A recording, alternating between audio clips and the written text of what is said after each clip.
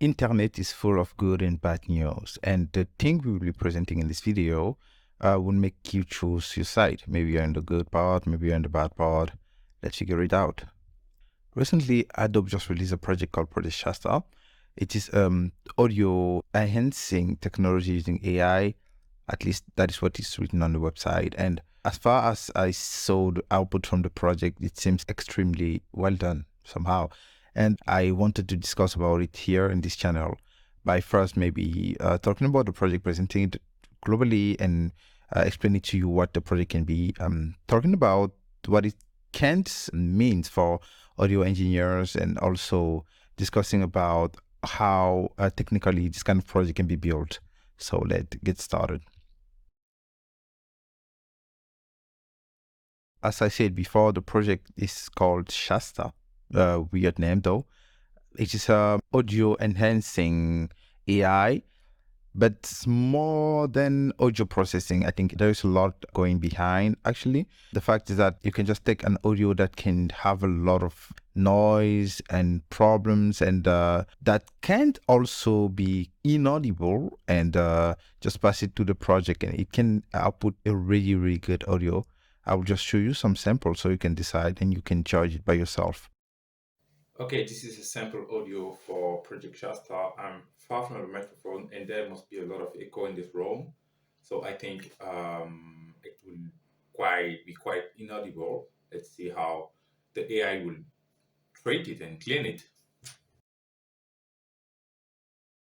Okay, this is a sample audio for Project Shasta. I'm far from a microphone and there must be a lot of echo in this room. So I think be quite inaudible. Let's see how the AI will treat it and clean it. I hope you are convinced by the output. It seems to be perfect. At least it seems to be a perfect solution. But it can be a lot. It can mean a lot for audio engineers, because this is kind of the whole process of audio processing. Actually, is what audio engineers most of the time do. I mean, when you give your audio to someone on Fiverr and say, I want to clean up out of it, that's exactly what you want, right? And I think a lot of audio engineers may be realizing now that they can lose their job because of this AI somehow. Maybe they can. Personally, I think it depends. It depends on how good you can adapt to the change, because this is just an artificial intelligence. It is not perfect, and it can be perfect. It is just a computer trying to produce something similar to what he has seen before. So as human, you are not like a robot executing stuff. You have a thing, a thought, you have some kind of personal aspect that you put on every project that you work on as maybe an audio engineer. So I think you all are not like a simple machine that anyone can replace with an AI. So I don't know if audio engineers must be scared by this project actually. But beside that, it's actually good though. I think the main people that Adobe is trying to target here is actually maybe people like YouTube creators and content creators generally, because they are not really, when you're a content creator, you're not supposed to get a perfect audio for your video. You're supposed to get something that's audible, clean, clear, and that everyone can easily understand. So I think this project can be a good fit for content creators actually, but not for movie creators and those big tech that or big companies that actually make movies and need a really, really perfect audio.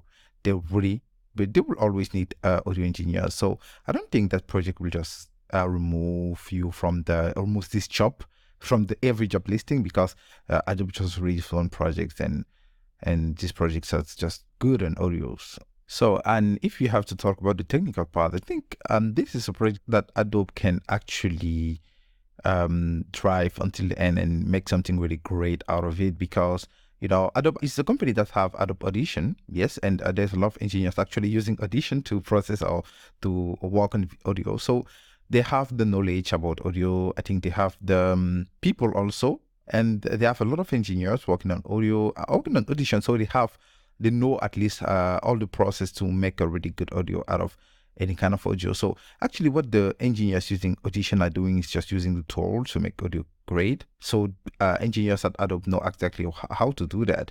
But there is something more than that behind the project. It's not just audio processing. It's not just kind of all-in-one audio processing tool in a pipeline where you just put your audio, it pass through several phases and just give you out an output that can be, maybe what you want or maybe not. I think there's a kind of a real artificial intelligence behind it, but maybe it is more than just a simple artificial intelligence, because when you look at some output, it seems somehow different from the input. I mean, I will just put your sample here so you can decide by yourself. So here it's a recording with quite a fast start, a lot of parties and songs. Here I'm really far from the microphone and you can hear every. But when you look at those audio, it seems like it's a completely different audio somehow. So I guess maybe what they are doing is cloning the voice and reading the transcript of the audio again by an artificial intelligence. Maybe if that is what they are doing, it's actually a good trick to actually process the audio. It's a good move, actually. It's a really good move.